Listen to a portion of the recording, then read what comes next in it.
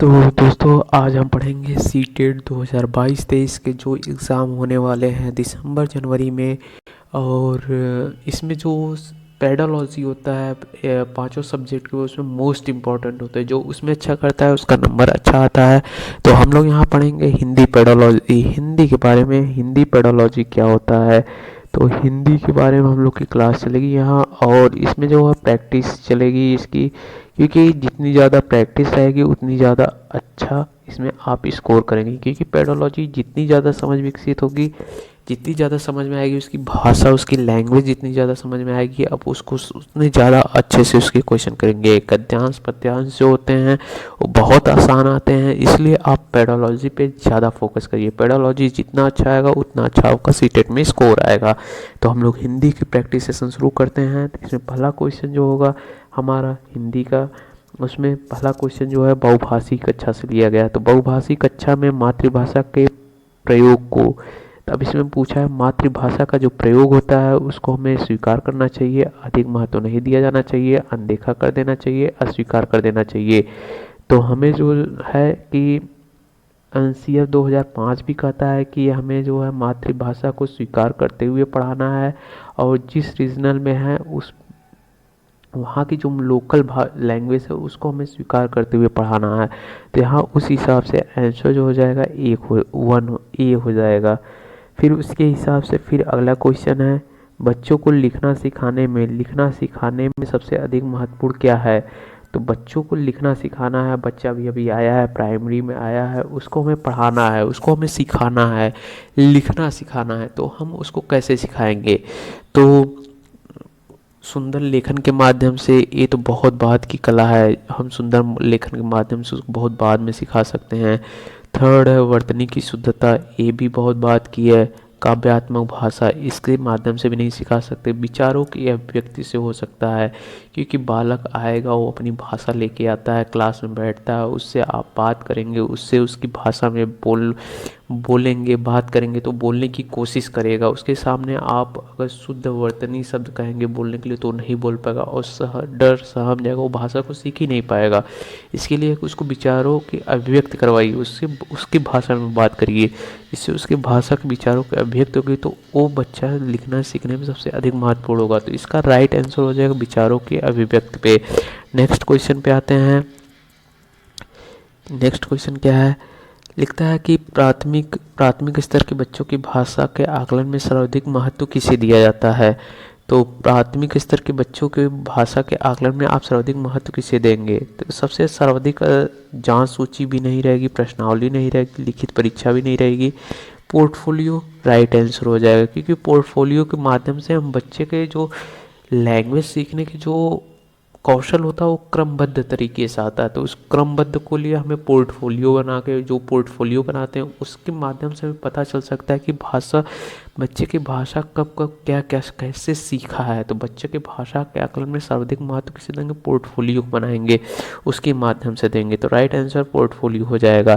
तो अगला क्वेश्चन आता है कि भाषा सीखने में सर्वाधिक महत्वपूर्ण क्या है। तो भाषा सीखने सिखाने में सर्वाधिक महत्वपूर्ण है। तो भाषा सीखने और सिखाने में सर्वाधिक महत्व शिक्षक भाषा का ज्ञान, भाषा का समृद्धि प्रवेश, संचार माध्यम का प्रयोग, अभिव्यक्ति का साक्षर, अभिभावकों का साक्षर होना।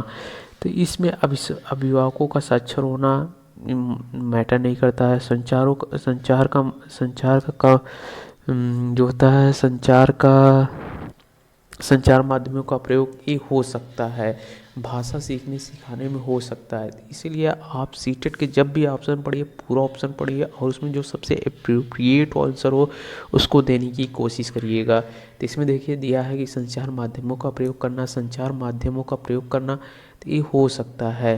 लेकिन इसे अब अगला क्वेश्चन ऑप्शन पे हम ध्यान देंगे। इसमें जो होता है भाषा शिक्षक का ज्ञान होना, भाषा शिक्षक को भाषा का ज्ञान होना, भाषा का समृद्ध प्रवेश, ये देखिए भाषा का समृद्ध प्रवेश में ये समाहित हो जाएगा। क्योंकि भाषा का जो प्रवेश होगा उसमें जो है कि हम जो है कि अलग अलग तरीके से उसको पढ़ाएंगे, अलग अलग तरीके से जो संचार माध्यमों का प्रयोग है, ब्लैक बोर्ड है, और अन्य जो चीज़ों का प्रयोग करेंगे वो भाषा समृद्धि प्रवेश में ही आ जाएगा। तो इसका अप्रोप्रिएट आंसर हो जाएगा भाषा समृद्धि प्रवेश। फिर नेक्स्ट क्वेश्चन पे आते हैं हम, भाषा कौशल के संबंध में कौन सा कथन सही नहीं है। भाषा के कौशल के संबंध में नहीं है, भाषा कौशल एक दूसरे से संबंधित है। तो भाषा कौशल के कौन सा रहता है, अब भाषा कौशल तो पहले जानिए क्या क्या है। तो भाषा कौशल जो होता है वो होता है भाषा कौशल होगा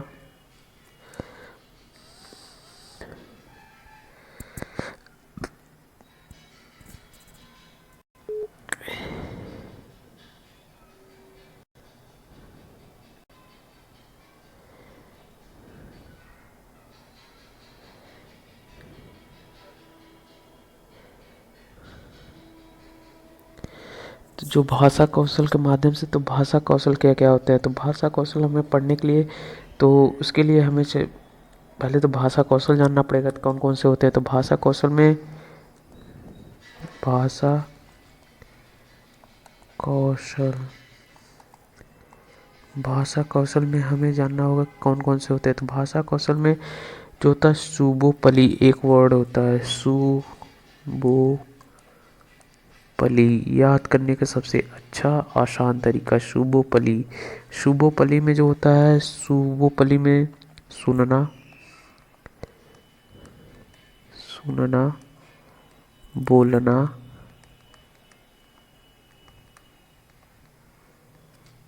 और पढ़ना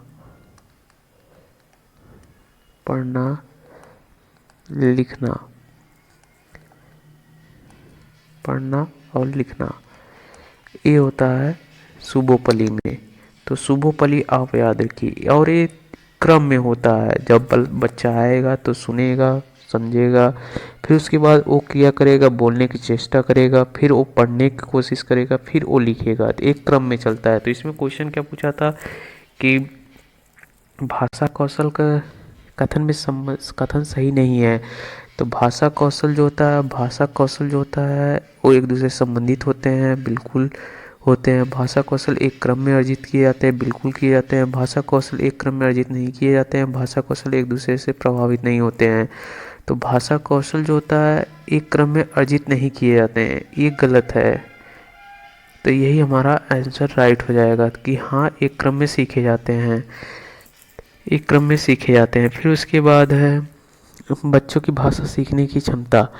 बच्चों की भाषा सीखने की जो क्षमता होती है वह अनुकरणीय होती है, बिल्कुल नहीं होती है, जन्मजात होती है, अर्जित की जाती है। तो जन्मजात होती है, इसका आंसर होगा जन्मजात होती है। बच्चे की भाषा सीखने की क्षमता जन्मजात होती है, क्योंकि आप उसे प कहते तो प बोलने लगता है, तो उसकी क्षमता जो जन्मजात है।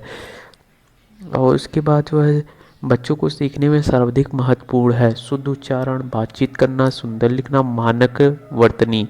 तो इसमें शुद्ध उच्चारण बिल्कुल नहीं होगा, सुंदर लिखना बिल्कुल नहीं होगा, मानक वर्तनी बिल्कुल नहीं होगा। पहले बच्चे को हम बातचीत के माध्यम से सिखाएंगे। तो बातचीत करना ही उसका सबसे बड़ी तरीका है कि उसको पहले बातचीत किया जाए, उसके माध्यम से सिखाएंगे तब वो जाके सीखेगा। नेक्स्ट क्वेश्चन आता है संधि से अब्ध का संधि विच्छेद। तो अब्ध जो है अप प्लस द हो जाएगा, अप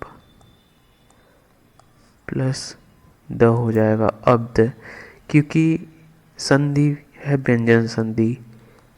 व्यंजन संधि का रूल है कि किसी वर्ग के प्रथम वर्ग के साथ सघोष का योग हो, तो प्रथम वर्ग अपने वर्ग के तीसरे वर्ग में आदेशित हो जाता है। तो इसका रूल होता है कि ध्यान से, किसी वर्ग के प्रथम वर्ग के साथ सघोष का योग हो तो प्रथम वर्ग अपने वर्ग के तीसरे वर्ग में परिवर्तित हो जाता है।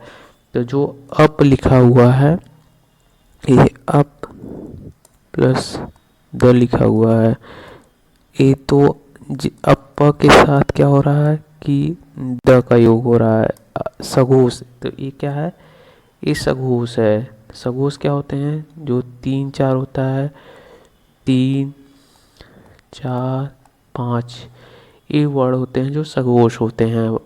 प्रत्येक वर्ग के 3 4 5 वर्ड जो होते हैं वो सघोष होते हैं। तो उसमें जो सघोष वर्ड है द है और वर्ग के प्रथम वर्ड के साथ इसका योग हो रहा है। तो ये जो प वर्ड बदलेगा उसी वर्ग के, मतलब जो प फ ब भ म है इसी वर्ग के तीसरे में परिवर्तित हो जाएगा। तीसरा वर्ड क्या है, ब है, तो अब प जो परिवर्तित होगा वो ब में परिवर्तित हो जाएगा। क्या हो जाएगा, ब में। और आगे क्या लिखा है, अप है ही, और पीछे क्या है, द, तो अब द हो जाएगा इसका, अब द, और ये व्यंजन संधि हो जाएगी, व्यंजन संधि हो जाएगी।